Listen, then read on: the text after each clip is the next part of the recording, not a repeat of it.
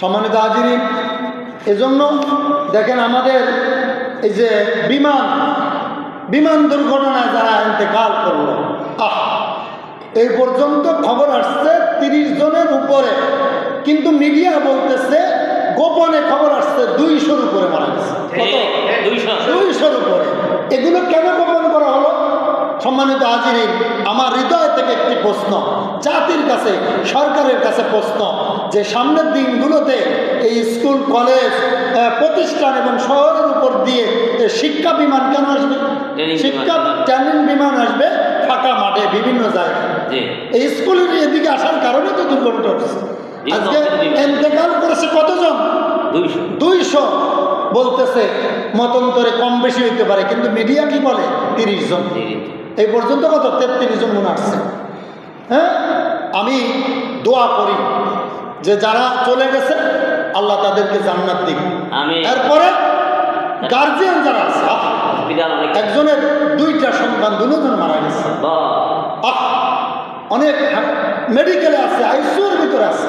আমরা দোয়া করবো আজকে আল্লাহ যেন তাদেরকে সেবা দান করে, তাদেরকে মাফ করে দেয়, সুস্থতা দান করে দেয়। জোরে করে আমিন।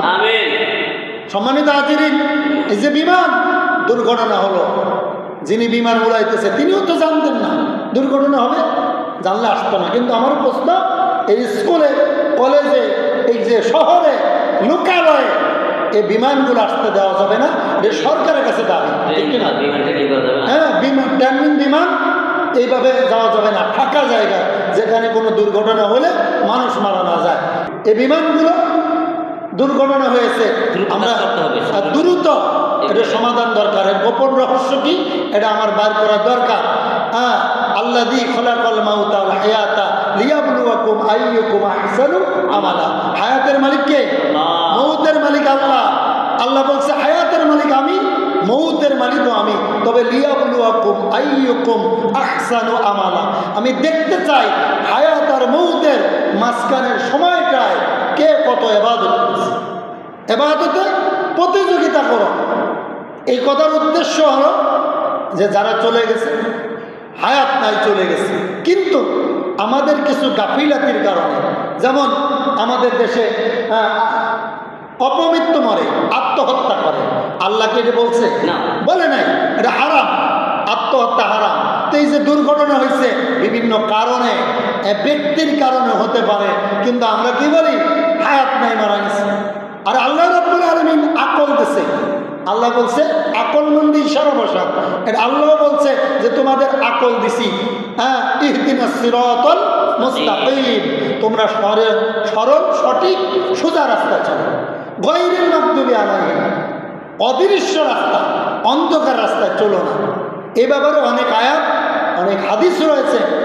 আমি উদাত্ত আহ্বান রাখবো এই সরকারকে, তত্ত্বাবধায়ক সরকারকে বলবো যে বিমানগুলা এই অকিজু হয়ে রয়েছে, এগুলো যেন ট্রেনিং না করা।